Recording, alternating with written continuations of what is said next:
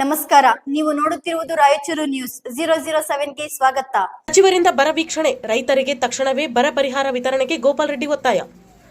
ಮುಂಗಾರು ವೈಫಲ್ಯದಿಂದ ಜಿಲ್ಲೆಯಲ್ಲಿ 70% ಬಿತ್ತನೆ ಮಾಡಿದ ಬೆಳೆಗಳು ಸಂಪೂರ್ಣ ಹಾನಿಯಾಗಿದ್ದು, ಇಂದು ಜಿಲ್ಲೆಗೆ ಆಗಮಿಸಿದ ನೂತನ ಸಚಿವರಾದ ಅಜಯ್ ಸಿಂಗ್ ಅವರು ಸಮರ್ಪಕ ಬರ ವೀಕ್ಷಣೆ ಪರಿಶೀಲನೆ ನಡೆಸುವ ಮೂಲಕ ಜಿಲ್ಲೆಯನ್ನು ಬರಪೀಡಿತ ಜಿಲ್ಲೆ ಎಂದು ಘೋಷಣೆಯೊಂದಿಗೆ ತಕ್ಷಣವೇ ಬರ ಪರಿಹಾರ ವಿತರಣೆಗೆ ಕ್ರಮ ವಹಿಸಬೇಕು ಎಂದು ಲೋಕ ಜನಶಕ್ತಿ ಪಾರ್ಟಿ ಜಿಲ್ಲಾಧ್ಯಕ್ಷರಾದ ಅಲ್ಲಪಾಡು ಜಿ ಗೋಪಾಲ್ ರೆಡ್ಡಿ ಅವರು ಆಗ್ರಹಿಸಿದರು.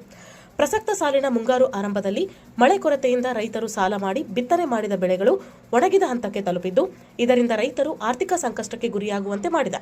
ಸಚಿವರಾದ ಅಜಯ್ ಸಿಂಗ್ ಅವರು ಇಂದು ಜಿಲ್ಲೆಯ ಪ್ರತಿಯೊಂದು ತಾಲೂಕಿನಲ್ಲಿ ಬರ ವೀಕ್ಷಣೆ ಪರಿಶೀಲನೆ, ಸಮಗ್ರ ಬರ ಪರಿಸ್ಥಿತಿ ಕೈಗೊಂಡು ರೈತರಿಗೆ ರಸಗೊಬ್ಬರ, ಕುಡಿಯುವ ನೀರು ಯಾವುದೇ ತೊಂದರೆಯಾಗದಂತೆ ಅಧಿಕಾರಿಗಳಿಗೆ ಸೂಚನೆ ನೀಡಬೇಕು ಎಂದು ಒತ್ತಾಯಿಸಿದರು. ಬಿತ್ತನೆಯಾದ ಬೆಳೆಗಳು ಮಳೆಯ ಕೊರತೆಯಿಂದ ಒಣಗುತ್ತಿದ್ದು, ಜಾನುವಾರುಗಳ ಖರೀದಿ ಮಾರಾಟದ ಮೇಲೂ ಬರದ ತೀವ್ರ ಪರಿಣಾಮ ಬೀರಿದೆ ಎಂದರು.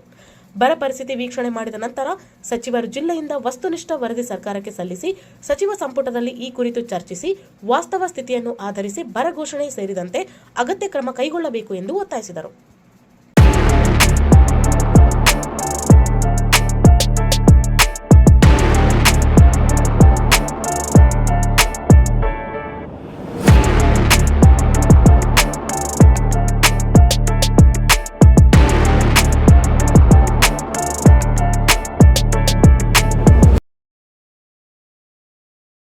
ಸಾಗರ ಡಿಟಿಪಿ ಸೆಂಟರ್.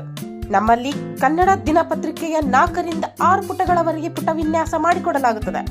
ಕಲ್ಯಾಣ ಕರ್ನಾಟಕ ಭಾಗದ ಸುದ್ದಿ ಹಾಗೂ ಸ್ಥಳೀಯ ಸುದ್ದಿಗಳನ್ನ ಹಾಕಿ, ಯಾವುದೇ ಜಿಲ್ಲೆ ಹಾಗೂ ತಾಲೂಕುಗಳ ಪತ್ರಿಕೆಗಳನ್ನು ಅವರು ಜಿಲ್ಲೆಯ ಸುದ್ದಿಗಳನ್ನ ಹಾಕಿ PDF ಮಾಡಿಕೊಡಲಾಗುತ್ತದೆ. ಹಿಂದೆ ಸಂಪರ್ಕಿಸಿರಿ 8431593151.